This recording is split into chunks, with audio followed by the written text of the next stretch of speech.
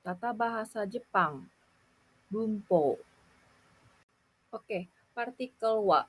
Partikel wa menunjukkan bahwa kata atau kalimat sebelumnya, sebelum partikel wa adalah topik kalimat.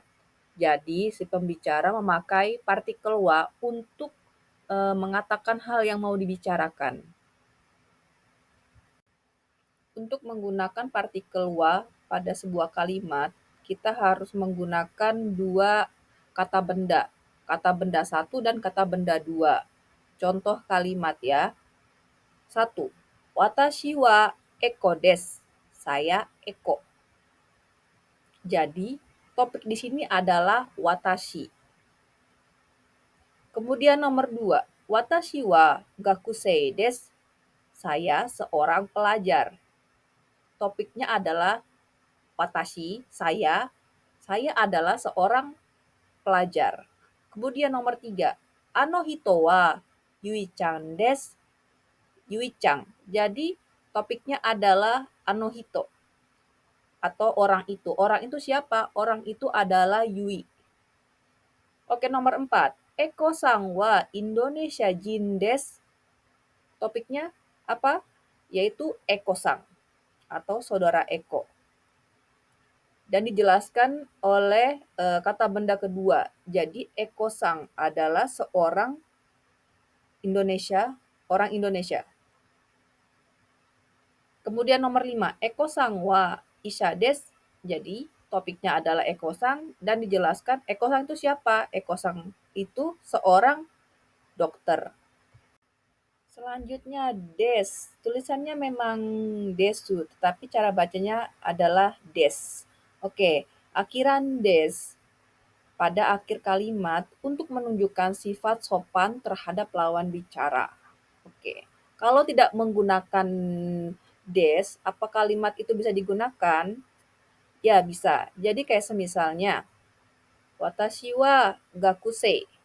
Dengan watashi wa gakusei desu, yang mana lebih sopan? Yang menggunakan des pada akhiran kalimat itu yang lebih sopan. Oke, yang tidak menggunakan des itu bisa digunakan saat kita berbicara dengan teman sebaya atau dengan keluarga. Untuk orang yang lebih tua atau yang hubungannya tidak terlalu dekat, sebaiknya menggunakan kalimat yang lebih sopan. Ini adalah contoh penggunaan des. 1. Watashi wa kaishain desu. Saya pegawai perusahaan. 2. Ano hito wa Indonesia jin desu. Orang itu adalah orang Indonesia atau orang itu orang Indonesia. 3. Eko-san wa kenkyūsha desu. Saudara Eko atau Pak Eko seorang peneliti atau peneliti. Ja-arimasen. Ja-arimasen adalah bentuk negatif dari des. Bisa juga dengan menggunakan dewa arimasen. Dewa arimasen digunakan untuk pidato atau bahasa tulisan. Dewa arimasen ini lebih sopan daripada ja-arimasen. Ja-arimasen dan dewa arimasen memiliki arti yang sama yaitu tidak. Oke, kita akan mengaplikasikan ja-arimasen dalam pola kalimat. Kata benda 1 plus partikel wa, kata benda 2 plus ja-arimasen atau dewa arimasen. Contohnya, 1. Ano hito wa Indonesia jin ja-arimasen. Orang itu bukan orang Indonesia. 2. Eko-san wa kenkyūsha ja-arimasen. Saudara Eko bukan seorang peneliti. 3. Watashi wa kyōshi de wa arimasen. Saya bukan seorang guru atau dosen. Selanjutnya adalah partikel ka. Partikel ka diletakkan atau dibubuhkan di belakang des. Partikel ka menyatakan perasaan ketidakpastian atau heran si pembicara. Dengan menambahkan partikel ka pada akhir kalimat, maka kita dapat membuat kalimat tanya. Oh ya, jangan lupa menaikkan intonasi pada akhir kalimat. Oke, selanjutnya kita akan belajar membuat kalimat tanya dengan partikel K. Dan jangan lupa untuk menaikkan intonasi pada akhir kalimat. Contoh, 1. Yui-chan wa Nihonjin desu ka? Apakah Yui orang Jepang? 2. Ano hito wa isa desu ka? Apakah orang itu dokter atau apakah orang itu seorang dokter? 3. Eko-san wa gakusei desu ka? Apakah saudara Eko seorang pelajar atau seorang mahasiswa? Untuk menjawab pertanyaan sebelumnya, yaitu deska, bisa menggunakan jawaban hai atau iye. Hai artinya iya dan iye artinya tidak atau bukan. Jika menjawab hai atau jika jawaban itu benar, maka di belakang hai ditambahkan kalimat dari pertanyaan tersebut tanpa menambahkan partikel ka. Jika menjawab dengan iye atau tidak, maka ditambahkan ja arimaseng atau dewa arimaseng. Kita akan membuat contoh kalimat dari penggunaan hai dan iye. 1. Yui-chan wa Nihonjin desu ka? Hai, Nihonjin desu. Iye, Nihonjin ja arimaseng. Apakah Yui orang Jepang?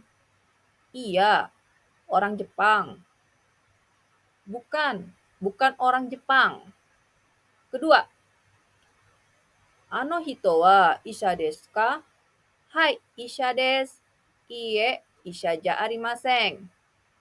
Apakah orang itu seorang dokter? Iya, dia seorang dokter. Bukan, bukan seorang dokter. 3. Eko-san wa gakusei desu ka? Hai, gakusei desu. Iye, gakusei ja arimaseng. Apakah saudara Eko seorang pelajar? Iya, seorang pelajar.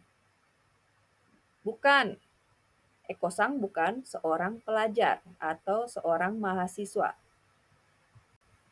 Partikel mo. Partikel mo memiliki arti juga. Partikel mo digunakan untuk menunjukkan predikatnya sama dengan predikat sebelumnya. Selanjutnya kita akan belajar membuat kalimat dengan menggunakan partikel mo. Oke, contohnya 1. Watashi wa Indonesia jin desu. Eko-san mo Indonesia jin desu. Saya orang Indonesia. Pak Eko juga orang Indonesia. 2. Yui-chan wa kaishain desu. Watashi mo kaishain desu. Yui seorang karyawan perusahaan. Saya juga seorang karyawan perusahaan. 3. Eko-san wa gakusei desu. Watashi mo gakusei desu. Saudara Eko atau Pak Eko seorang pelajar. Saya juga seorang pelajar. Penggunaan partikel no. Jadi, kata benda satu menerangkan kata benda dua di belakangnya. Dengan rumus kata benda satu, partikel no, dan kata benda dua. Kita akan belajar penggunaan partikel no. Rumus dari partikel no yaitu kata benda satu plus partikel no plus kata benda dua. Contoh, 1. Eko-san wa UGM no gakusei desu. Saudara Eko mahasiswa atau pelajar UGM atau mahasiswa atau pelajar dari Universitas UGM. Watashi wa Toyota no sain desu. Saya karyawan perusahaan Toyota atau perusahaan dari Toyota. 3. Yui-chan wa Siloam no isha desu. Yui seorang dokter Siloam. Slide terakhir ada kuis ya. Semuanya yang kita pelajari dari slide pertama hingga akhir. Yang bisa jawab, tulis di kolom komentar ya. Mite kurete, arigato.